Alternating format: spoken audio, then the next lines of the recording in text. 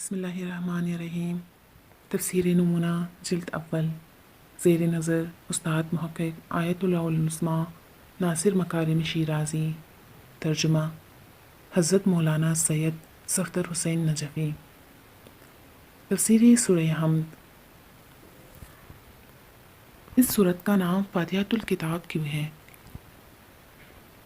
فاتحۃ الکتاب کا معنی ہے آغاز قرآن کرنے والی۔ مختلف روایات جو نبی اکرم صلی اللہ علیہ وآلہ وسلم سے نقل ہوئی ہے ان سے واضح ہوتا ہے کہ یہ سورت آن حضرت کے زمانے میں بھی اسی نام سے پہچانی جاتی تھی۔ یہی سے دنیائے اسلام کے ایک اہم ترین مسئلے کی طرف فکر کا دریچہ کھلتا ہے، اور وہ ہے جمع قرآن کے بارے میں۔ ایک گروہ میں یہ بات مشہور ہے کہ قرآن مجید نبی اکرم صلی اللہ علیہ وآلہ وسلم کے زمانے میں منتشر و پراگندہ صورت میں تھا، اور آپ صلی اللہ علیہ وآلہ وسلم کے بعد حضرت ابوبکر، حضرت عمر یا حضرت عثمان کے زمانے میں جمع ہوا۔ لیکن فاتحۃ الکتاب سے ظاہر ہوتا ہے کہ قرآن مجید پیغمبر اکرم کے زمانے میں اسی موجودہ صورت میں جمع ہو چکا تھا، اور اسی سورہ حمد سے اس کی ابتدا ہوئی تھی، ورنہ یہ کوئی سب سے پہلے نازل ہونے والی صورت تو نہیں ہے جو یہ نام رکھا جائے، اور نہ ہی اس صورت کے لیے فاتحۃ الکتاب نام کے انتخاب کے لیے کوئی دوسری دلیل موجود ہے۔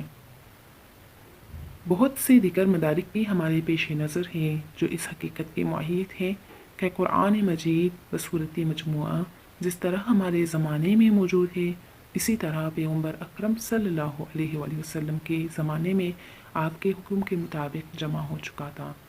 ان میں سے چند ایک ہم پیش کرتے ہیں۔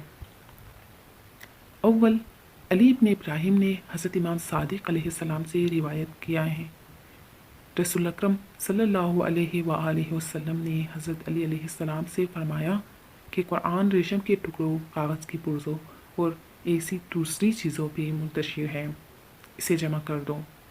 اس پر حضرت علی علیہ السلام مجلس سے اٹھ کھڑے ہوئے اور قرآن کو زرد رنگ کے پارچے میں جمع کیا اور پھر اس پر مہر لگا دی۔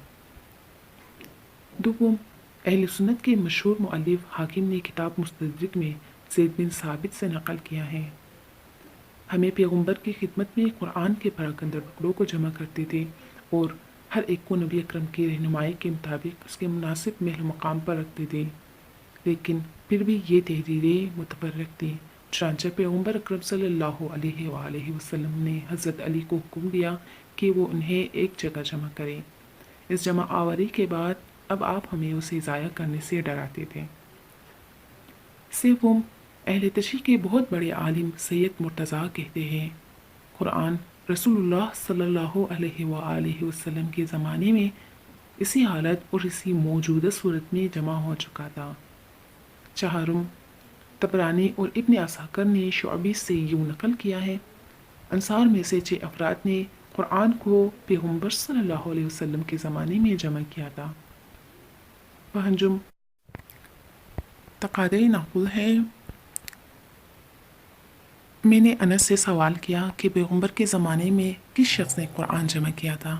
اس نے کہا 4 افراد نے جو سب کے سب انصار میں سے تھے، ابی ابن کعب، معاذ، زید بن ثابت اور ابو زید۔ ان کے علاوہ بھی روایت ہیں جن کا ذکر کرنا طول کا باعث ہوگا۔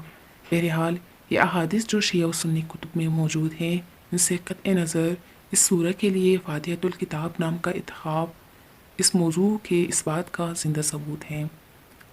یہاں یہ سوال پیدا ہوگا کہ اس بات کو کیسے باور کیا جا سکتا ہے کہ قرآن رسول اللہ صلی اللہ علیہ وآلہ وسلم کے زمانے میں جمع ہوا، جبکہ علماء کے ایک گروہ میں موجود ہے کہ قرآن پیغمبر اکرم کے بعد جمع ہوا ہے، حضرت علی علیہ السلام کے ذریعے یا دیگر اشخاص کے ذریعے۔